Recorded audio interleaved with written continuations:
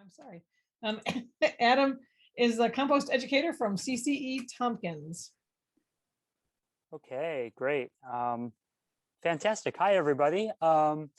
So yeah, I'm Adam Michaelidis. I'm from Cooperative Extension of Tompkins County, and I manage our county's home compost education program. We train and support master composters in our county, and we teach and support Tompkins County residents to compost. That's what we're about. So before I get started showing you what we have to offer, I have a question for you.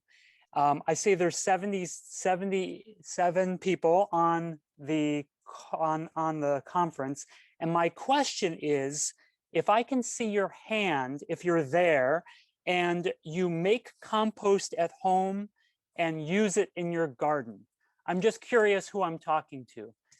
Raise your hand if you make compost at home and use it in your garden. And I'm going to take a look at my participants and just scroll around and see how many we got.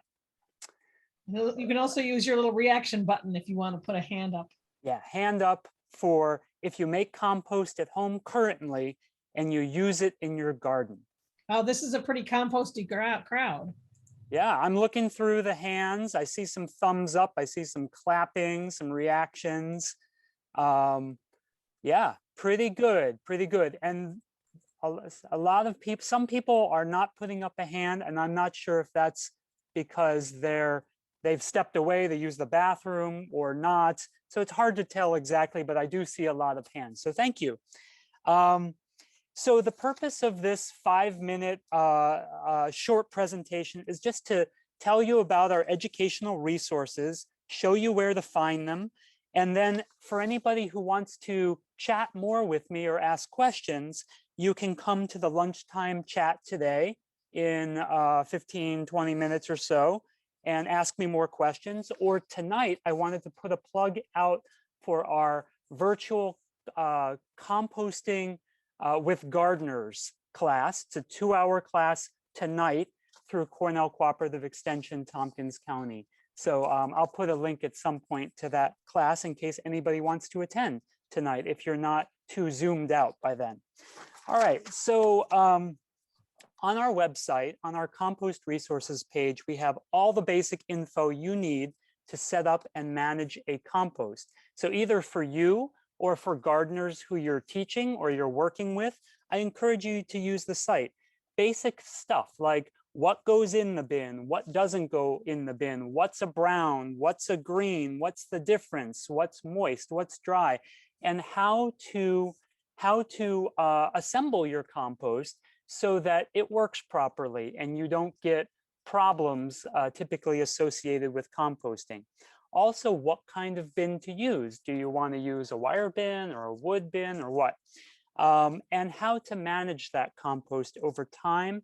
And what if something goes wrong? What do you do? Troubleshooting. So basic info is there.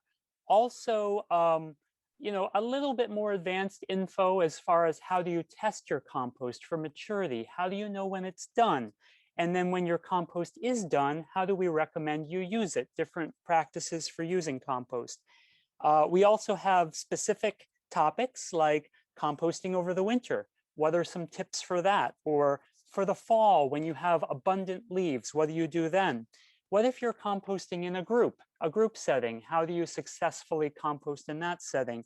And indoor methods, vermicomposting. So you will find fact sheets and videos on this website. It's the top there, ccetompkins.org/compost-resources. And is there an assistant who could put that in the chat for me? I don't know if I will that's do possible. that right away, and I did put up the one about the class. Oh, great. Thank you so much. You're way ahead of me. So you will find videos, approximately 5 minutes each video. Some are 3 minutes, some are 8. And you will find fact sheets on that webpage. And I just wanted to say that our program is a long-time partnership between our local cooperative extension and our county Department of Recycling and Materials Management. They fund our program. And I would be remiss to not also introduce the Cornell Waste Management Institute and just put up their link to their website.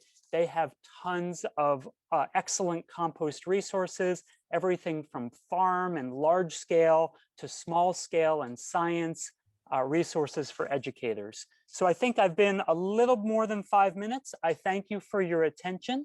Maybe I'll talk to more of you at the class or at the table chat. And you're welcome to visit our resources page and learn all about composting. Happy gardening, happy composting to you. Thank you. Thank you, Adam. That was a Thanks, great Adam. job in a quick version. So while Sharon's getting her her presentation up, I have one question on why is it bad to put wood ashes in the compost? So wood ashes can mess with the pH if they're not fully decomposed. Also, if it didn't burn hot, like really hot, there could be, if it was like a slow burn or low temperature burn, there could be some creosote and other things that could be toxic in your soil.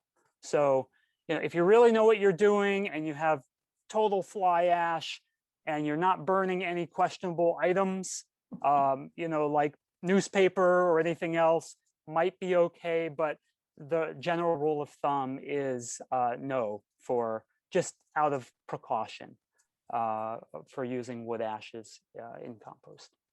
In the meantime, I'm going to ask another one of the questions. Is there a way to test homemade compost for fertility? The old seed germination test is really excellent, both for testing whether it's mature and also, how it works, because you test it on a small sample of seeds like quick germinating radish seeds or cress seeds, and you see how it performs as compared to another compost sample or just your control of water. So I recommend that test.